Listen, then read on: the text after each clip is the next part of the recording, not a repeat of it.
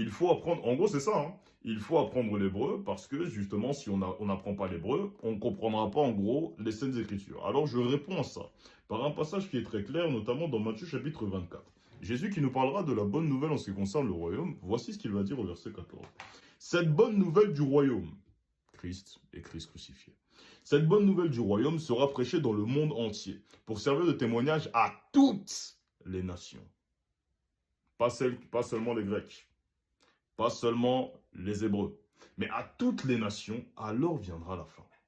Ce qui veut dire que on s'arrête déjà sur ce passage-là. Dieu n'est pas au courant qu'il y a des personnes qui parleront français.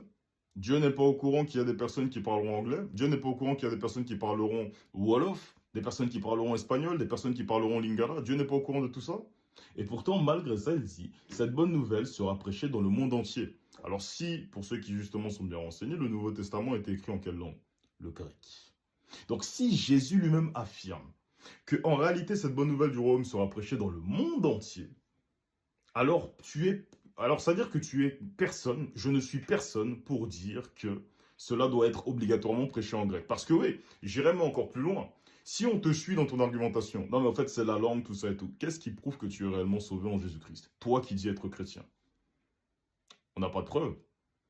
On n'a pas de preuve parce que en réalité, qu'est-ce qui te prouve que justement Jésus-Christ c'est réellement la croix? Qu'est-ce qui te prouve justement qu'en gros, on peut remettre tout en question l'évangile comme ça, tout simplement? Pas de certitude, parce qu'il faut parler grec pour pouvoir réellement comprendre ce que Jésus-Christ a fait pour nous. Ça ne marche pas. Acte chapitre 2 notamment, pour aller dans ce sens-là encore. Acte chapitre 2. Le jour de la Pentecôte, bon, on va essayer quand même d'aller assez vite. Le jour de la Pentecôte, ils étaient tous ensemble dans un même lieu. Tout à coup, il vint du ciel un bruit comme celui d'un vent impétueux et remplit toute la maison où ils étaient assis. Des langues semblables à des langues de feu leur apparurent, séparées les unes des autres, et se posèrent sur chacun d'eux. Et ils furent tous remplis du Saint-Esprit et se mirent à parler d'autres langues selon que l'Esprit leur donnait de s'exprimer. Or, il y avait un séjour, écoutez bien, ça c'est un moment qui est capital. Or, il y avait un séjour à Jérusalem des Juifs hommes pieux de toutes les nations qui sont sous le ciel. Toutes les nations, encore une fois.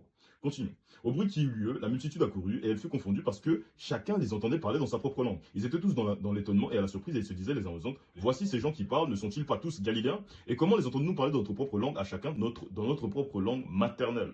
Phardes, Médès, Élamite, ceux qui habitent la Mésopotamie, la Judée, la Cappadoce, le Pont, l'Asie, la Phrygie, la Pamphylie, l'Égypte, le territoire de la Libye, voisine de Cyrène, ceux qui sont venus de Rome, juifs et prosélytes, crétois, arabes, comment les entendons-nous parler dans nos langues des merveilles de Dieu?